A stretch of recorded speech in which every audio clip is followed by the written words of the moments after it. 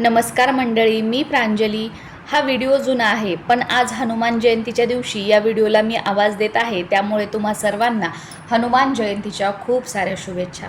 अजूनही घर सेट झालेलं नाही आहे आणि माझं रुटीन जे आहे ते व्यवस्थित सुरू झालेलं नाही आहे. तिथे फ्लॅटमध्ये कसं ना, तेवढ्यातल्या तेवढ्या त्या 4 रूममध्ये फिरलं, बाल्कनीमध्ये फिरलं की घर संपायचं आणि काम पण आटोपायचं. पण फ्लॅटमध्ये काय वाटायचं ना, की मोठं घर पाहिजे, सामान ठेवायला खूप अडचण होत आहे, एवढ्याशाच फ्लॅटमध्ये कुठे सामान ठेवावं, कुठे फिरावं असं वाटायचं.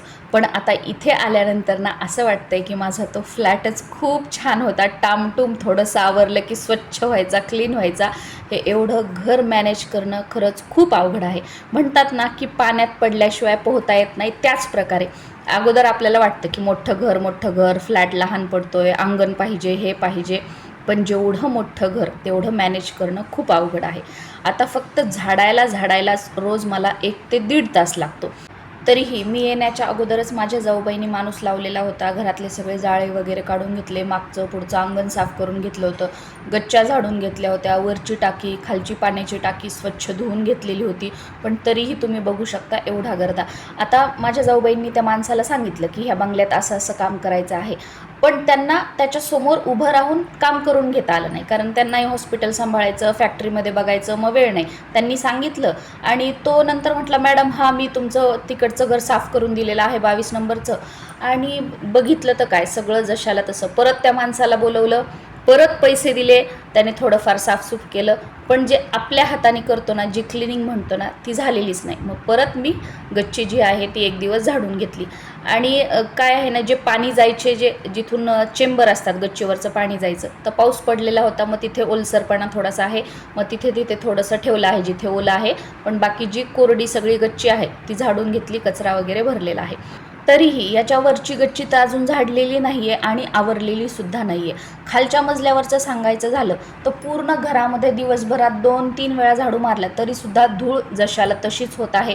मागचं अंगण, पुढचं अंगण 2-3 वेळा झाडलं तरीसुद्धा परत धूळ तशीच होत आहे. कारण घरातलं काम जे आहे ते पूर्णपणे अजून संपलेलं नाही आहे. तसं तर इलेक्ट्रिशियनचं काम पूर्ण झालेलं आहे, पण इलेक्ट्रिशियन येऊन गेला की त्यानंतर प्लंबर येतो, तो थोडंसं काम करतो, त्यानंतर फरशीवाला येतो, परत गेटवाला येतो.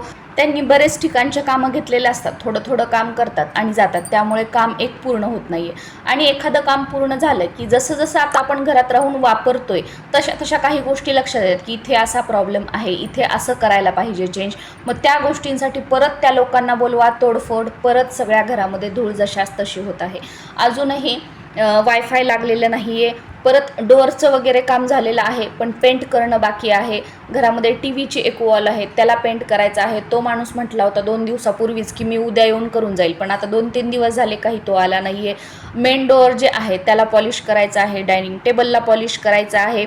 आणि ट्रान्सपोर्टमध्ये काही 1-2 वस्तू ज्या आहेत त्या थोड्याशा डॅमेज झाल्या होत्या. आता इन्शुरन्समध्ये त्या पॅकर्स मोअर्सवाल्यांनी त्याचे पैसे वगैरे सगळे दिलेले आहेत, पण ते आता आपल्याला करून घ्यायचं. ही घरातलीच कामं उरकत नाही आहेत, मग ती कामं कधी करावीत, तर सगळं असं होतंय. मी दिवसभर काय करते तर कामच करते, पण काम काही पूर्ण होत नाही आहे. का होत नाही आहे? कामावरची माणसं आली की आपल्या हातातलं काम तसंच ठेवावं लागतं, त्यांच्या मागे फिरायचं, त्यांच्याकडून काम करून घ्यायचं.